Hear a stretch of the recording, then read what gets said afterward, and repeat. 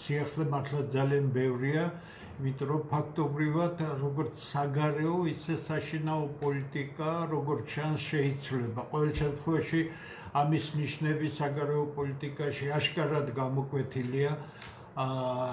თავარი ის არის, რომ ამერიკის შეერთებული შტატები უბრუნდება მონროს დოქტრინას 1823 წელს, მაშინდელი ამერიკის პრეზიდენტის მონროს მიერ ჩამოყალიბებულ თავარ კონცეპტუალურ შეხედულებას, რომელიც დასავლეთ ნახევარსფეროში ამერიკის სრულ, რომ იტყვიან, გამგებლობად განიხილებოდა დასავლეთი ნახევარსფერო და აგრეთვე ძალიან ზუსტად იყო მინიშნებული ევროპის ქვეყნებისთვის, რომ ევროპა არ ერევა და არა შეერთებული შტატების, არამედ დასავლეთ ნახევარსფეროში, შეერთებული შტატები არ ერევა ევროპის საქმიანობაში, თუმცა ისინი ურთიერთსასარგებლო პრინციპებზე თანამშრომლობენ და ასე შემდეგ. მონროს დოქტრინის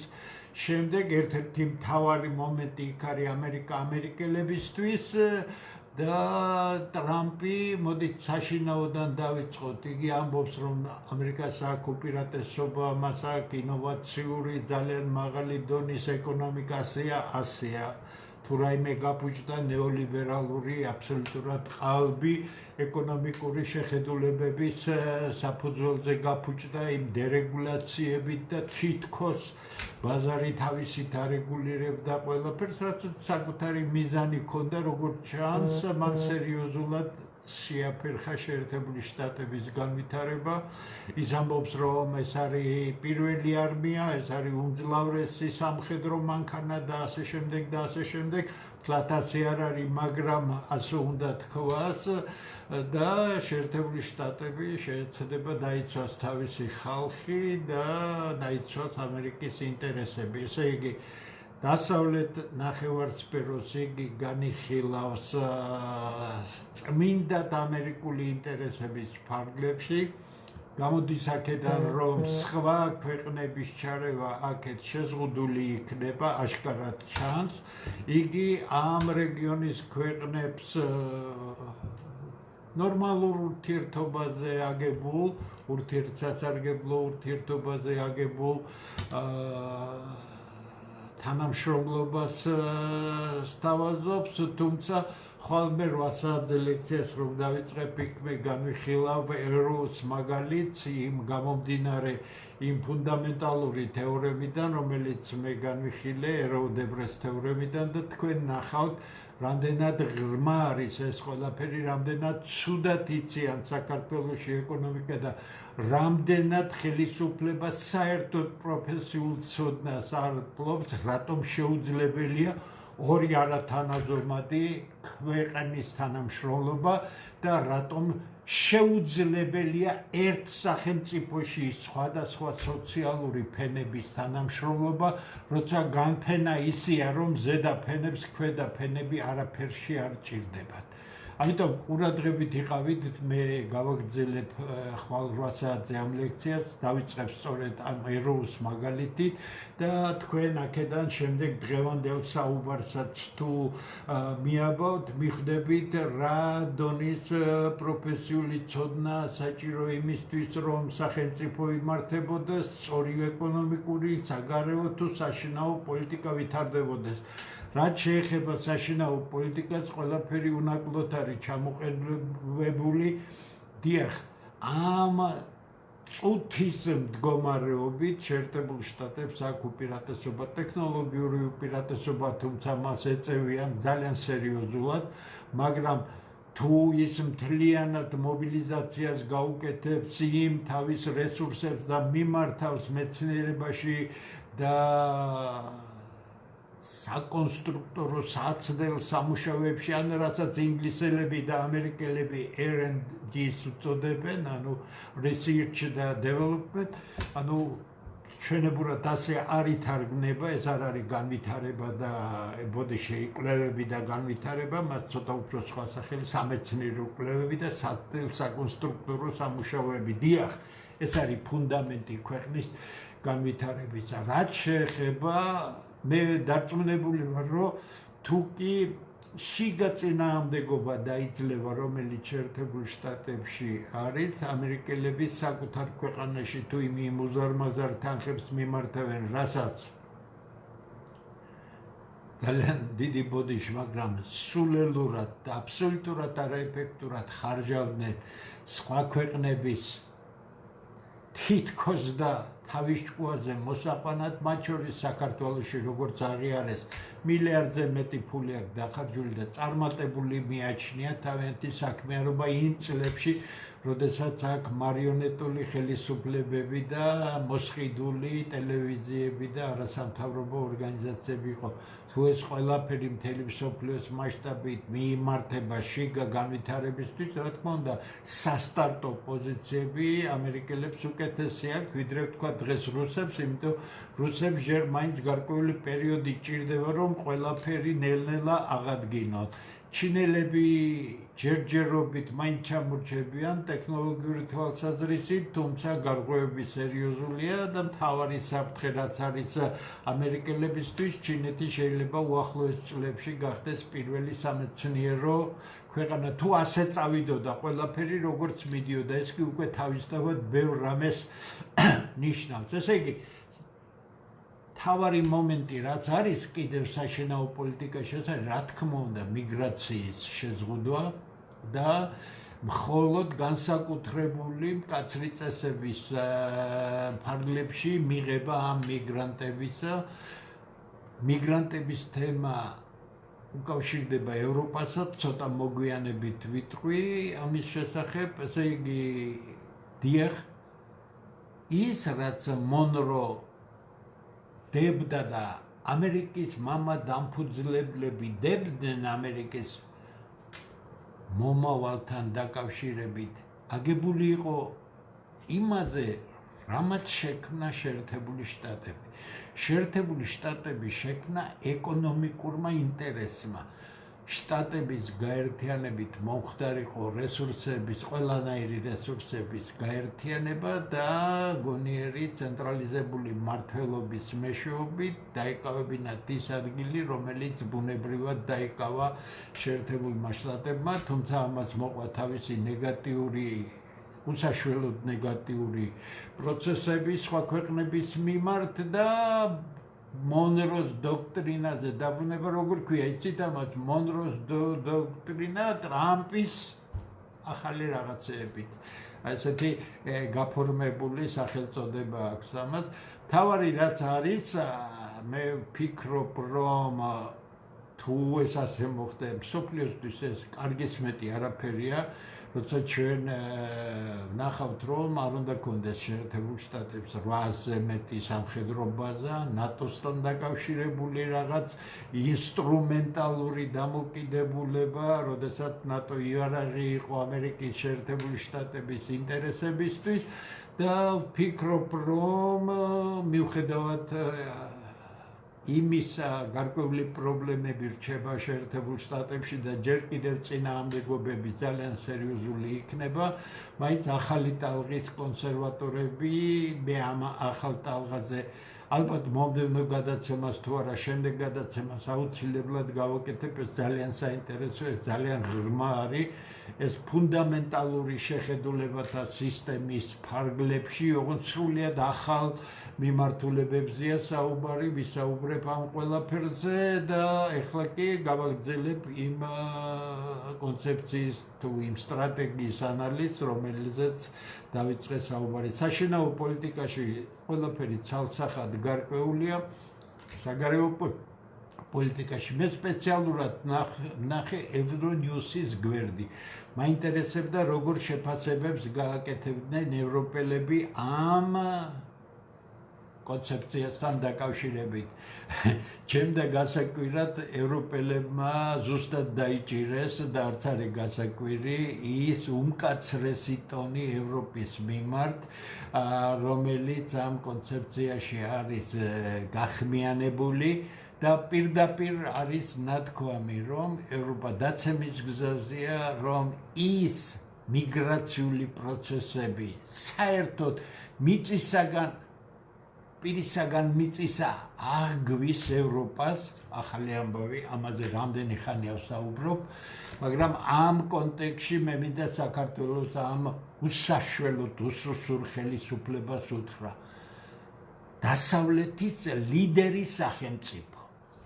თქვენ რომ მიძვრებით ევროპაში წარმოდგენა რო არა გაქვთ რაღაც მოწამლული იდეოლოგიის ფარგლებში გაქრებითო და ეს გაქრობა იმდენად აშკარა არის, იმდენად უკვე პროცესები მიდის და ნახეთ ტრამპი რაზე მიუთითებს თქვენო დემოკრატიასაც და თავისუფლებებს ზღუდავთო, რადგან ის კონსერვატორი ოპოზიციური ძალებისო ჩახშობას აკეთებდო და კონცეფციაში წერია რომ შეერთებულმა შტატებმა სწორედ ხელი უნდა შეუწყოს იმ ძალებს ევროპაში, რომელიც დღევანდელი ტრაექტორიიდან ააცილებს ევროპას. გაუგებარია რაიმე, ჩვენც ბრიყვ ხელისუფლებას ესმის რაიმე, ამას არ გეუბნებით რამდენი წელია.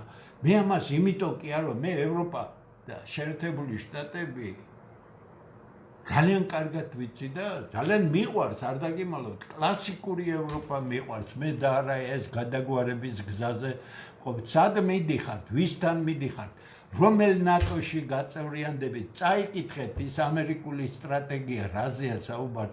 ნატო არ უნდა აღიქმებოდეს როგორც მუდმივად გავრცელებადი სისტემა. ამით შეერთებულმა შტატებმა თქვა, რომ ის არანაირ გავრცელებას არ დაუჭერს მხარს. საშინელი შეფასებები ევრონიუსში იმ ხელისუფლებებისა, რომელიც დღეს ევროპაშია და მე ვფიქრობ, რომ რაც მე ვსაუბრობდი ევროპის ამ უსახო ხელისუფლებებზე, არანაკლები სიმკაცრით არის ამერიკის ამ სახელმწიფო უსაფრთხოების კონცეფციაში, ბოდიშ სტრატეგიაში ჩამოყალიბებული.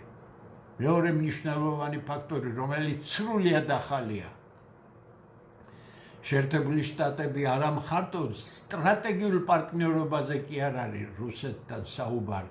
საუბარია სტრატეგიულ წონასწორობაზე, სტრატეგიულ ბალანსზე და იგი პირდაპირ აძლევს დავალებას არა მხოლოდ ამერიკისთვის მიიჩნევს ეს ერთ-ერთ უმნიშვნელოვანეს რამეს, არამედ ევროპელებს ფაქტობრივად იმპერატიულად ეუბნება და ის მზად არის ამაში ჩაერიოს, რომ ევროპა რუსეთის ურთიერთობები ამ სტრატეგიული ბალანსის საფუძველზე იქნას აგებული. ახალი ამბავი. რა თქმა უნდა, ასე უნდა იყოს.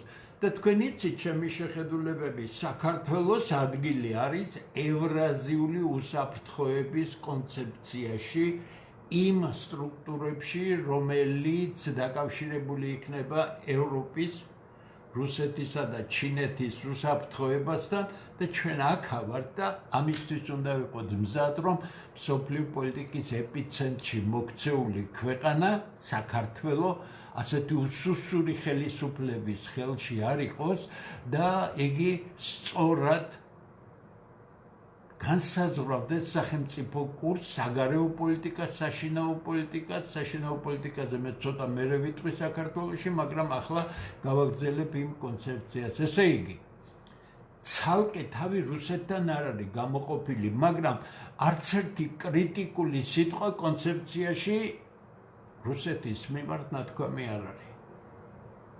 სამაგიეროდ ევროპისთვის არანაირი ძალიან მკვახე და მძიმე შეფასებები, რომ იტყვიან, თავშეკავებული არ არის და მე ვფიქრობ, რომ ეს სწორი გადაწყვეტილებაა.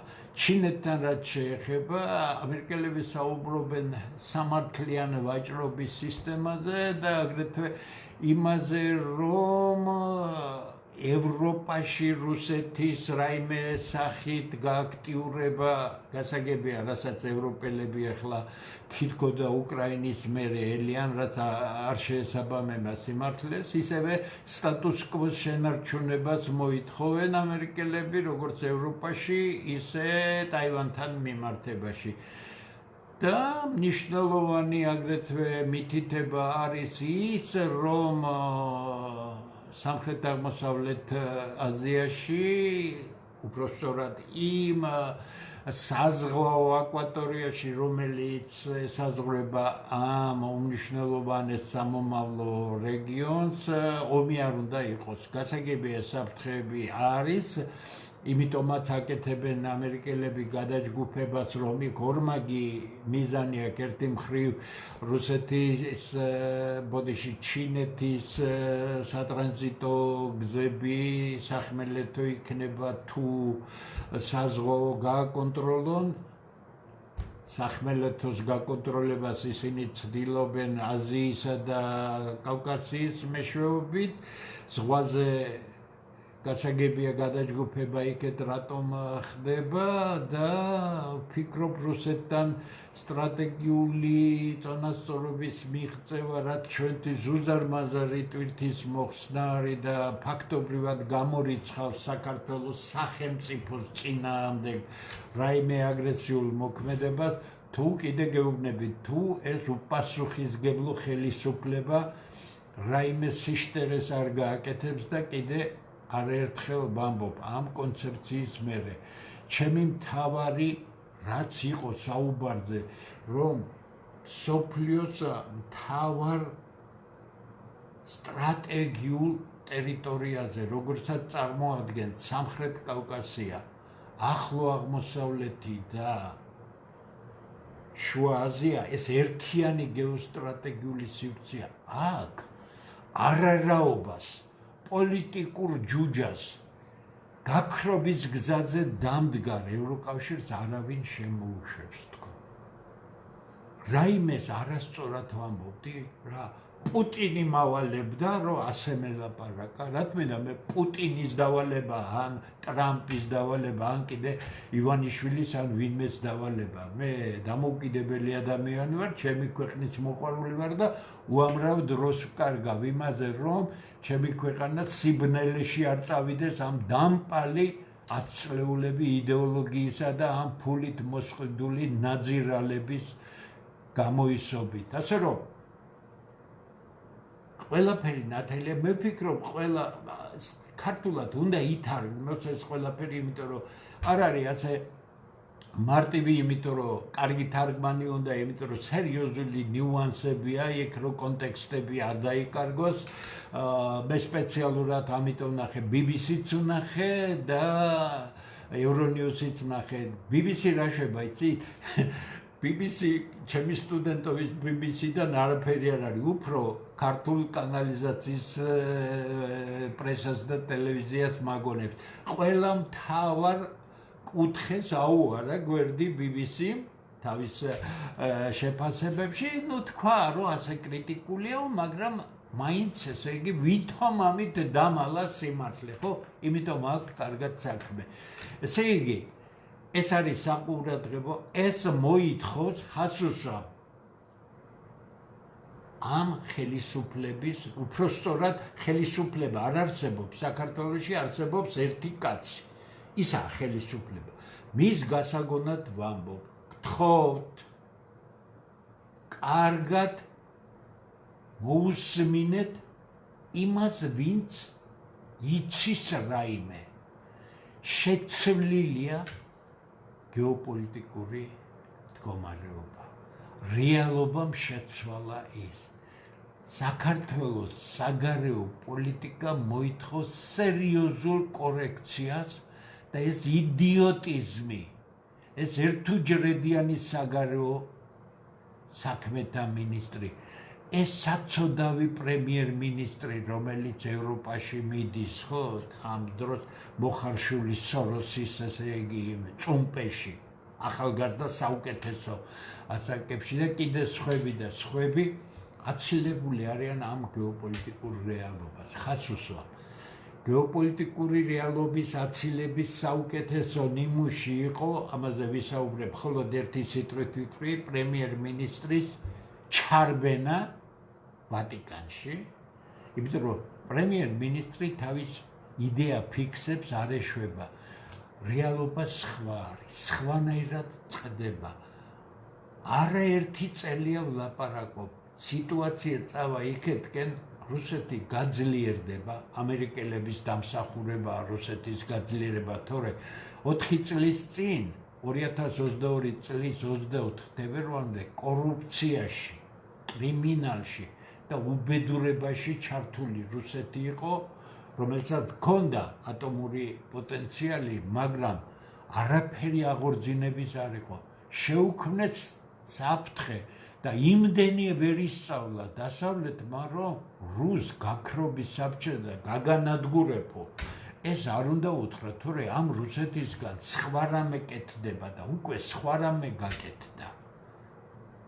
მე მესმის, აქ ზოგჯერ ნახულობ, იმიტომ რომ უკრაინელების საუბარს ნახულობ, ეს ხალხი ქართულ საკანალიზაციო ტელევიზიებზე უარესებია, უკვე იგებენ, ლამის მოიგეს უკვე, კატასტროფის წინაშე მდგომა ქვეყნება და ევროპელები რას აკეთებენ, რუსული ფული როგორ მიახმარონ, ანუ ის, რომელიც ევროპის სათავეებში დებს, როგორ მიახმარონ უკრაინას და იმას არ ზომავენ, რომ გაცილებით დიდი თანხა დაუჯდებათ ეს ყველაფერი, მაგრამ ფული არ აქვთ.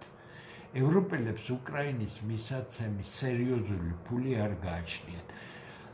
ევროპელებს საკუთარი ძალებით უკრაინაში კონფლიქტის შენარჩუნება არანაირად არ შეუძლიათ. როგორც კი ამერიკელებმა დაიბანეს ხელი და თქვეს, არა, ჩვენ ფინანსურად არაფერს აღარ მივცემთ ამერიკელებს. გინდათ? იყიდეთ იარაღი, მიაწოდეთ. ბიზნესი ბიზნესია, ომი ყოველთვის იყო დიდი ბიზნესი. ამიტომ მე მინდა რომ ამ თემაზე ძალიან სერიოზულ ხალხთან ერთად დავჯდეთ სასაუბროთ მოძებნი პლატფორმას და ამ პლატფორმის შესახებ მე მინდა ახლა უკვე საშინაო საქმეებზე გადავიდე. ქართულთა დიდმა გაერთიანებამ გამოაცხადა, რომ ეროვნული საკითხების განსახილველად საჭირო ერთი პლატფორმა მოიძებნოს, არაპარტიული და ჩვენ შევთავაზებთ ეს ყველას, რომ ქართულთა გაერთიანება როგორც არა პარტია, როგორც არა მოძრაობა, არამედ საღი ძალიან მაგარი ქართველების გაერთიანება. ხას უსვამ, ჯერ არა ვართ იმდენი, რამდენიც უნდა ვიყოთ. ჯერ არა ვარ ძალა, მაგრამ აუცილებლად ვიქნებ. პარტიული ხარ, არა ხარ პარტიული, რა მნიშვნელობა, ეს ქვეყანა შენია? ქართველთა დიდ გაერთიანებას ვინც უპირისპირდება, ან პროვოკატორია, ან ხელისუფლების პატარა გოშია, რომელსაც აყეფებენ. დია ხელისუფლება მიცით, ამ საღ პლატფორმაზე საღი ქართველები უცებ თუ გაერთიანდა, ამიტომ ყველაფერს გააკეთებენ, ამიტომ რაღაც განცხადებები, ვიღაც არარაობების საუბარი იმაზე, რომ ჩვენ არ გავაერთიანდებით, სად არ გაერთიანდებით, ვინ გიერთდება? თქვენ პარტია ხარ, რა მინდა თქვენ პარტიაში ვინც არ უნდა იყოთ, გინდა ოცნება იყოს, გინდა სხვა იყოს. მე სხვა რამეს გთავაზობთ, დათო ჭაბუკაშვილმა სხვა რამე გაახმაურა, ჩვენმა გიგლა გობეჩიამ სხვა რამე გავახმაურეთ. იგივე ზაქარია როჭიკაშვილი იმაზე საუბრობს. ერთი სასაუბრო პლატფორმა რუსთაველის 18-ში არსებული ოფისი არის, ჩვენ იქ მოვაწყობთ ახლა ისე, რომ რგვალი მაგიდასავით მოვიწვევთ. ყველა ქართველს მოვიწვევთ, ვინც კი ღირსება შენარჩუნებულია და ვისაც არა აქვს ღირსება შენარჩუნებული და უნდა ჩვენთან ერთად საუბარი, ღიად გავაკეთებთ. ნახეთ, ერთ პრინციპს გაგიმხელთ. ხას უსვამ, ქართული გაერთიანების წინადადების წინაამდე გალაშქრება არის პოლიტიკური სიბეცე, არის პროვოკაცია და არის ინტელექტისგან დაცლილი, უზრდელი და არარაობა ადამიანების გამოსვლა. რა გნებოთ, ჩვენი ქვეყნის პრობლემების შესახებ არ დავჯერთ, თქვენ გაქვთ განსხვავებული აზრი, მე მაქვს განსხვავებული აზრი, მოდი ნორმალურად, ჩვენ ხო ნორმალური ადამიანები ვართ, ვისაუბროთ, გაუზიაროთ ერთმანეთს და საუკეთესო მიმართულებებზე ჩამოვყალიბდეთ და მერე ვაიძულოთ ხელისუფლება, რომ მოისმინოს ეს ყველაფერი. ხელისუფლება არის ვირეშმაკული პოლიტიკის დონეზე, ფეხებზე კიდია ვინ რას ლაპარაკობს.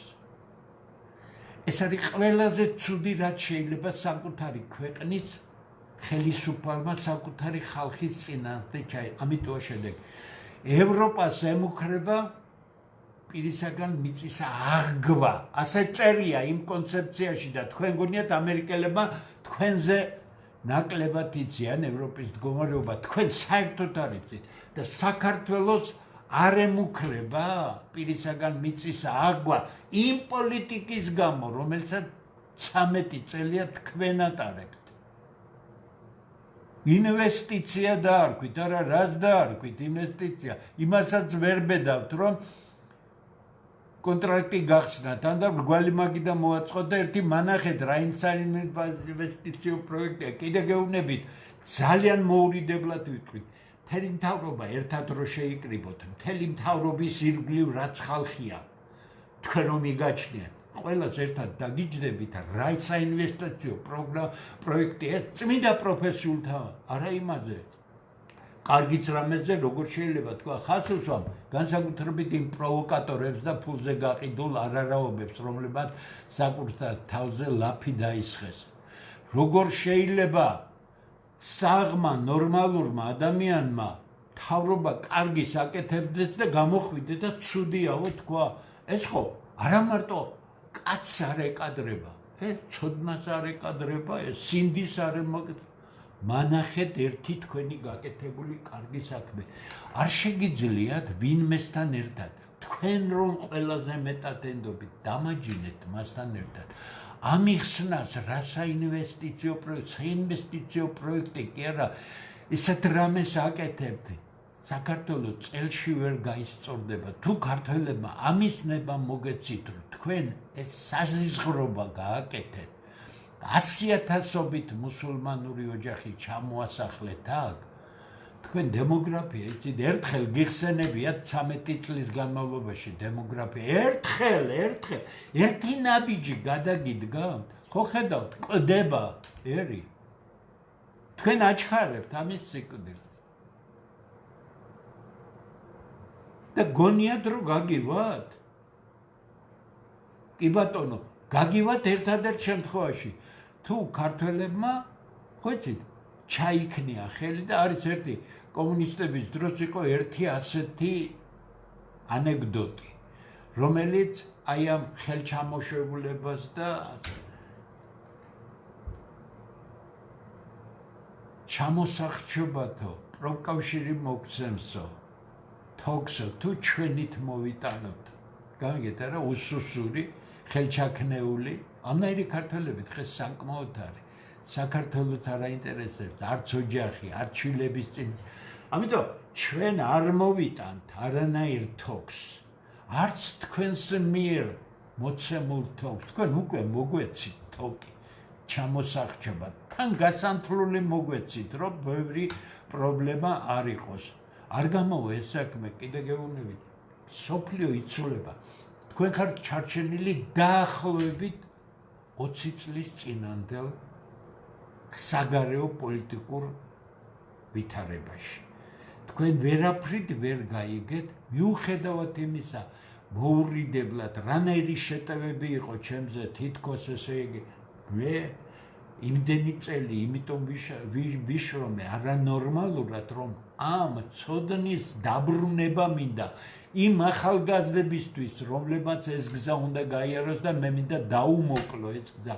შესანიშნავ ახალგაზრდებს ხვდები მე და კიდე არ დავიშურებ არაფერს, სადაც მე თქვენ ყველგან მივა, რომ მათ შეუმოკლო ის გზა, რომელიც მე 50 წლიანი არანორმალური შრომის შედეგად მივაღწია და ეს მინდა ჩემ ქვეყანას მოხარდეს. ამას თანამდებობა კი არ ჭირდება და რაღაცა გამოჯგიმული სადღაც და კორუფცია და ვილების ყიდვა საზღვარგარეთ და აქ რაკენით თბილისის შემოგარენში ჩაკეტილი ტერიტორიები გაქვთ, ხო ვილები აახსენეთ, ააშენეთ მოპარული ფულით. საქართველოს ბიუჯეტიდან მოპარული ფულით ვილები გაქვთ დაშენებული და თქვენ ხალხის ნაწილი გიჭერთ. წარმოგიდგენიათ ახლა ვინც თქვენ გიჭერთ, ხარ რა დონის გადაგვარებული უნდა იყოს? მე ექსკურსიას მოვაწყობდი ამ გადაგვარებული ხალხისთვის, წამოვიყვანდი და თქვენს ვილებს ვანახებდი თბილისის ირგვლივ.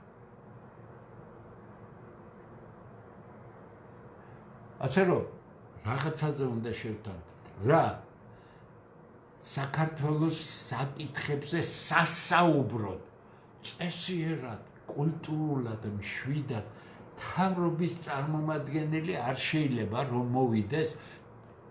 არ მოხვალთ რუსთაველის 18-ში, გითხარით სად მოვიდეთ. იქ მოვალ. ჩვენთვის ახირებები არ არის მისაღები. ჩვენ საერთოდ არ უპასუხობთ არავის. არც უზრდელებს, არც ქაჯებს, არც ვითომ პარტიის წევრებს, არც ვითომ პარტიის ლიდერებს არ გვაინტერესებს. ხას უსვამ აბსოლუტურად ძალიან სიღრმიდან გეუბნებით. პარტიული სისტემა საქართველოში განადგურებულია.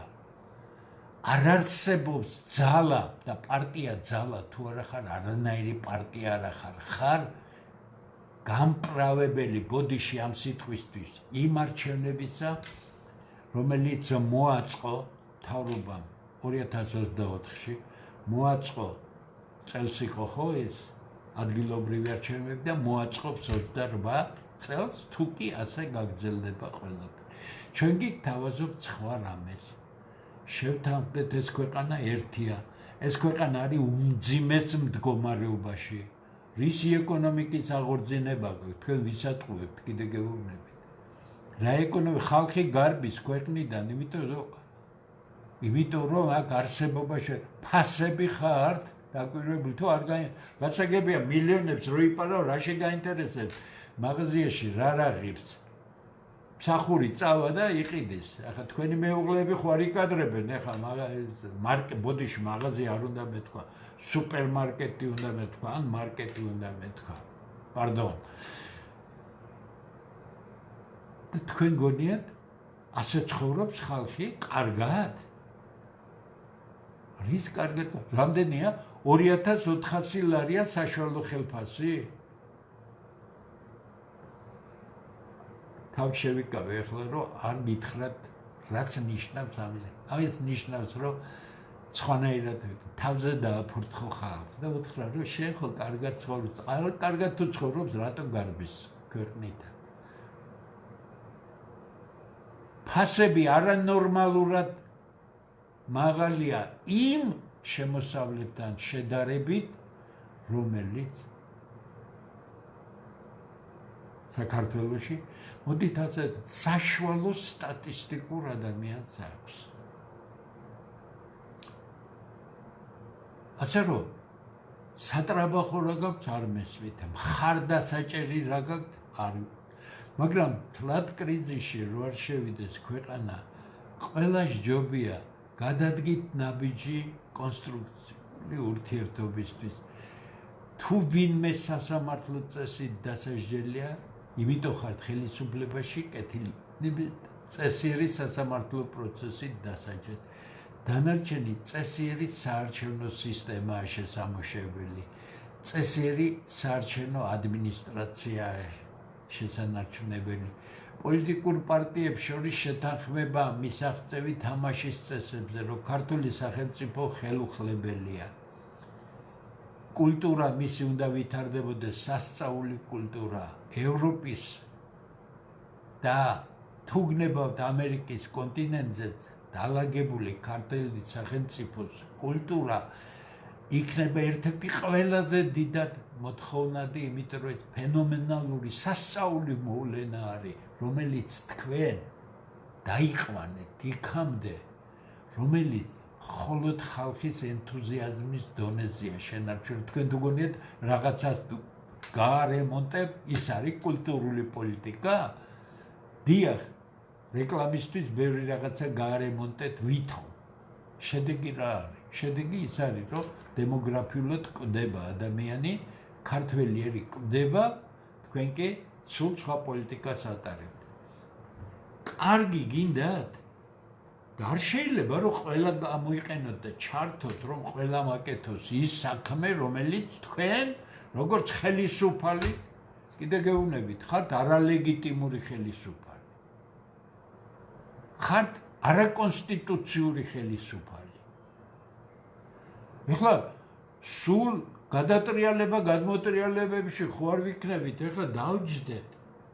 მოვილაპარაკოთ, შევთანხმდეთ, გაიმარჯვებთ შეთანხმებულ არჩევნებში, ღმერთმა ხელი მოგიმართოთ. არ გაიმარჯვებთ, არ არის ეს ტრაგედია, ყველაფერი სულ ხელისუფლებაში ხო არ იქნებით, მაგრამ გეშინიათ. იმიტომ რომ როგორც თქვენ პარტნიორებს და თანამებრძოლებს და ფაქტურად ქვეყნის უმაღლესი თანამდებობის პირებს დღეს იჭერთ თუ ვერ იჭერთ თუ ფული მოატანინეთ თუ რაც არის ქურდული გარჩევები გაქვთ ხო? ფული მოიტანა, რა თქვია ფული მოიტანა. რა თქვია ბანდა ხარ ვინე? და მაყურებელი ყავს ამ ბანდას რომ ფული მოიტანო? კარგი არ გვინდა კრიზისი, თორე თქვენ თუ ამ ქვეყანას შეიყვანთ კრიზისში, კრიზისი იქნება, კრიზისი უკვე არის, ძალიან საშიში კრიზისია, ხას უსვა.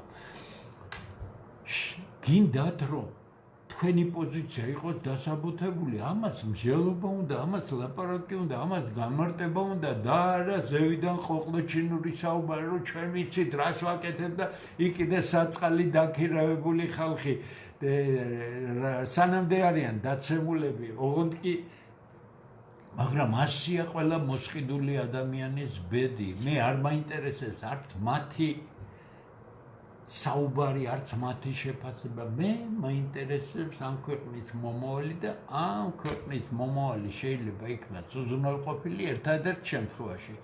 თუ ქართული საზოგადოება მთლიანობაში საერთო მომავალზე იქნება შეთანხმებული, რომელიც აბსოლუტურად არ გამორიცხავს იმას, რომ თქვენ სხვა შეხედულებები გექნებათ, ლიბერალური, კონსერვატორული, სოციალ-დემოკრატიული, ლეიბორისტული, თუ რაც გნებავთ. თამაშის წესი არის თამაშის წესი. 33 წელია, შეიძლება ცოტა მეტი, პოლიტიკური თამაშის წესები ქვეყანაში არ არსებობს და არ დაკლები ამას არაფერი. არც სამხედრო გადატრიალება და დანაშაული, დღეს ყელყელაობენ დანაშაულში მონაწილე ხალხი, არც რევოლუციები, არც რაიმე უკანონობა, ქვეყანა მიდის უკან და ხელისუფლებაში ვინც მოვა მიდის წინ. მატერიალურად, თორე თქვენო წინ მიდიხართ, ისე იარა ჩვენმა დამაწყევარმა. ასე რომ, ორი არჩევანია. ვიღაც მიიღებს მონაწილეობა, ჩვენ ამას აუცილებლად გავაკეთებთ. ჩვენ გთავაზობთ, გაერთიანებას კი არ გთავაზობთ. არაფერში არ მჭირდება მე თქვენთან გაერთიანება. მე მჭირდება საქართველოს მომავალზე იმ პლატფორმის შექმნა, ჩვენი გაერთიანების, სადაც ჩვენ ყველანი ვისაუბრეთ, როგორ გამოვიდეთ კრიზისიდან, როგორ წავიდეთ გამართული გზით და ჩვენ ყველა ხას უსვამ საღი ქართველების გასაგონად. საქართველოს აქვს ადამიანური რესურსი, საქართველოს აქვს მატერიალური რესურსი, საქართველოს აქვს ფინანსური რესურსი, რომელიც საბოლოო აღორძინებისთვის არ იქნება საკმარისი, მაგრამ დასაწყისისთვის ყველაფერია. საქართველოს არ აყავს სახელმწიფოს მესვეული ხელისუფლება, არის უპასუხისმგებლო ხელისუფლებები ბოლო 33 წელია. არ არის საშინაო პოლიტიკა, სწორი არ არის საგარეო პოლიტიკა, ქვეყანა იზოლაციაშია, ხალხი გარბის აქედან და სამაგიეროდ თქვენ ამით სარგებლობთ და შემოყავთ უზომოდ ის ადამიანები, რომლებიც აქ არ უნდა ცხოვრობდნენ. ტოლვილს და გაჭირვებულ ჩვენ ისედაც მივიღებთ, მაგის პრობლემა არ არის. მე მაქვს ერთი ეჭვი. თუ ამას გამიმართლებთ, თქვენი დიდი მადლობელი ვიქნებ. მე მგონი თქვენ ხვდებით რომ ის საკრული გეგმა არაბულ ინვესტიციებთან არ გამოვა. ამიტომ თქვენ სატელიტ ხალხში იწყებთ იმის პროპაგანდას, ვიღაც გამოვიდა და ამნაირი კანონები უნდა იქნას მიღებულიო, ვიღაცა კიდე რაღაც პროტესტებზეა და ასე შემდეგ. მაგას თუ მიხვდი, კარგია ძალიან.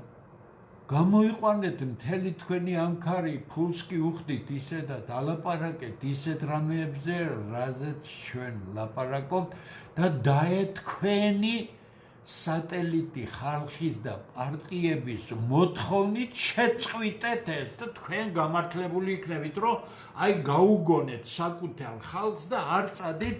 კიდე გეუბნებით, თუ თქვენ ამაზე წახვალთ, თქვენ უგონობაზე წახვალთ და ნუ გააკეთეთ ამას. დაუჯერეთ ჭყალებში იმ ხალხს, რომელიც ორგანიზაციას თქვენ გააკეთეთ, პროტესტებს აკეთებინებთ, რაღაცას აკეთებინებთ, შეწყვიტეთ ეს ყველაფერი. შეწყვიტეთ მიგრაცია, ხალხი ნელ-ნელა დააბრუნეთ, საიდანაც ჩამოვიდნენ, არაბები არ ახსენოთ საქართველოში და დანარჩენი უკვე შემდეგი საუბრის თემები იქნება. არ მინდა გადაგღალოთ, ფანტასტიკურად სიახლეა, გუშინდელი კონცეფცია შეერთებული შტატების სახელმწიფო უსაფრთხოების არის ფანტასტიკურად დიდი მოვლენა, რომელიც ცვლის გეოპოლიტიკას. ამ გეოპოლიტიკის წინააღმდეგ წასვლა ნიშნავს, რომ ვართ ან იდეოლოგიურად განადგურებული ხალხი, რომელსაც არა აქვს აღქმის უნარი, ან და ვართ პროვოკატორები, საქართველოს ხელისუფლებაზე ვსაუბრობ, რომელიც გადაჩეხვისკენ მიაქანებს ამ ქვეყანას. აღარ გადაგღლით, დიდი მადლობა ყველას, კარგად ბრძანდებოდეთ მომავალ შეხვედრამდე. ხვალ მე 8 საათზე ლექციას დავიკითხავ იმ საგანში, რომელსაც ვკითხულობ, ალგებრა და მათემატიკური მოდელები ეკონომიკაში. მე განვიხილავ დეტალურად ეროუს მაგალითს, რომელიც გამომდინარეობს ფანტასტიკურად უსაშველოდ დიდი თეორემიდან, რომელსაც ეროუ-დებრეს თეორემა ქვია და თქვენ ნახავთ იმ შედეგებს, რომლის წინააღმდეგ მოქმედებს წლებია საქართველოს სახელმწიფო. არადა ეროუს მაგალითი ძალიან სერიოზულად გამოიყენება გონიერი სახელმწიფოების პოლიტიკურ პრაქტიკაში და ეკონომიკურ პრაქტიკაში. ხვალამდე გემშვიდობებით, კარგად ბრძანდებოდეთ. უფალი იყოს ჩვენი შემწე ამ წმინდა საქმეში.